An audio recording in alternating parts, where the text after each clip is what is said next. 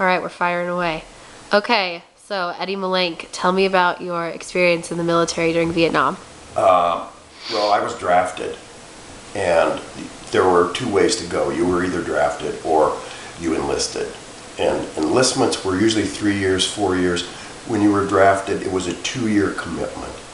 So a lot of guys opted for the 2-year commitment rather than stay a day longer than they had to. Was that what I did? Was that usually because you would rather just not participate in the war? You're right. Most people that I know that were drafted didn't really want to be there, but they did it because of the penalties that the government imposed upon you. Or you had options. You could have gone to Canada, but this is before amnesty. And if you went to Canada, there's a chance you could never return to this country again. Okay. But now you can. Because So, I've got a buddy that went to Canada too.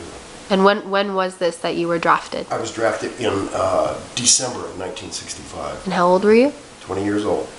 You were young. Yeah, young kid. A lot of kids in the war. Oh, they were all kids. Everybody, there were, there's always the old lifers, they called them. Right. But Which was? the old guys that were like, made a career out of the military for 30 years. War veterans. Oh yeah, 30-year guys. No way. Just couldn't see more than 2 years of that nonsense. And what was your position in the military? When you're drafted, you're tested, and then they place you where they need you the most. Well, I was an electrician already on the outside, but the Army doesn't ever use you for something you were trained in. What they do is go, we want to train you our way. So they give you a different job. So after basic training, which was 8 weeks of hell, Yeah. I went to... To put it lightly. To put it lightly, I went to military police school, MP school in Georgia. And then they claimed after, it was an 8-week program, 3 weeks into it, they said they had too many MPs. And they got rid of me. And I thought, oh no, now I'm going to be in the infantry. That was my biggest fear. Nobody wanted to be in the infantry. Right. Because it was the place where most people were getting killed. That's the battlefront. But the MPs too, if we were to become MPs, we had to walk perimeters with a dog, with a guard dog. Ugh. So you're sitting duck. So it didn't bother me when I got kicked out of MP school. But then I thought infantry again. But then they sent me to be a helicopter mechanic, crew chief mechanic. On a UE. I don't know, the UEs are the most popular helicopter that you see in all the movies. And it was a long school. It was like 12 weeks.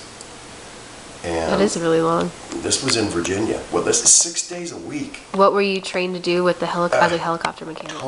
As a mechanic, you had to be able to totally take care of that helicopter, repair anything that went wrong with it. And you had to be able to fly it too, right? No, No. you couldn't touch it. You couldn't even start it unless you were a pilot.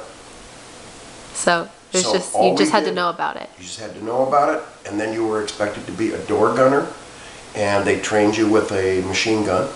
And the door gunner, you just sit in the door of the Just sit helicopter in the door of the and shoot people. helicopter and shoot out the door. Well, that sounds fun. That was not good either. So I lucked out. I went to Vietnam from Alameda, California, down at the base, and it took 17 days to get there, and we took 60 helicopters. And you did that via ship? Yeah. Nice. The ship was the Kula Gulf. I think it has since been scrapped. Oh, It that's was a unfortunate. classic ship from World War II. Oh, wow. Yeah. That's an antique. So that took 17 days. And then your commitment in Vietnam at the time was 13 months. You had to stay 13 months, and then you got to come back to the States. And that was a minimum of... That was the minimum.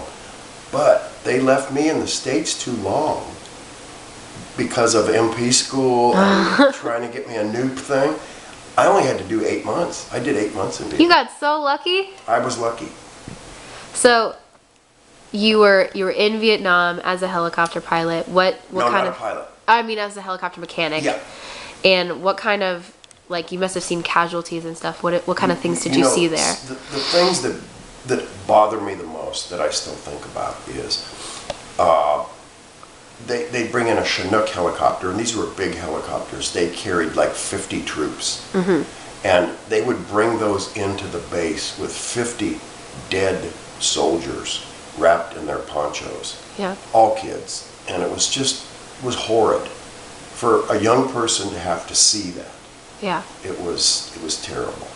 And we lived in tents, and we had no really running water. We had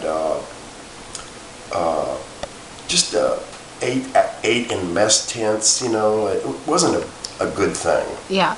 Malaria. Had to take malaria tablets. Had to sleep with netting because of rats and mosquitoes. And it's just wasn't a pleasant time in my life. I can't imagine it would be.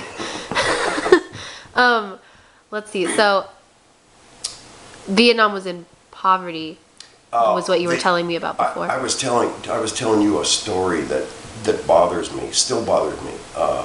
We used to take all of our garbage, and this was food garbage, wet garbage, like you put in a pail, and we'd take barrels of it to the dump to dump it, and we had to have armed guards on the truck because the people would be waiting for us to dump the garbage so they could start eating. And I saw a woman with a little baby, and it just, broke my heart. Yeah. It's so sad to see that. It was touching. Do you think that it was due to like the totalitarian government of like the Viet Cong, or do you think it was just because Vietnam was in a bad place at that time? I think that the government was very oppressive, and we were supposedly, what our mission was. They sold everybody on a domino effect. If Vietnam falls to the communists, all these other countries are going to fall. We fell for it, and we said, we got to stop it now. Right, because communism and capitalism can't. No. So here you go. You got a war that took 58,000 U.S. lives and millions and millions of dollars. And how many days? 10,000 days. I think the war lasted. I think they listed as 10,000 days. So long. So that's what, 7-8 years? Yeah. I don't know. But and then we left in defeat. So it was kind of a real bummer. And when we talk about 58,000 dead, we're not talking about the people that lost limbs and eyesight. Yeah. Yeah. And the people with the nightmares and the recurring malaria. Those are some of the horrors of the war that a lot of people don't think about. Yeah.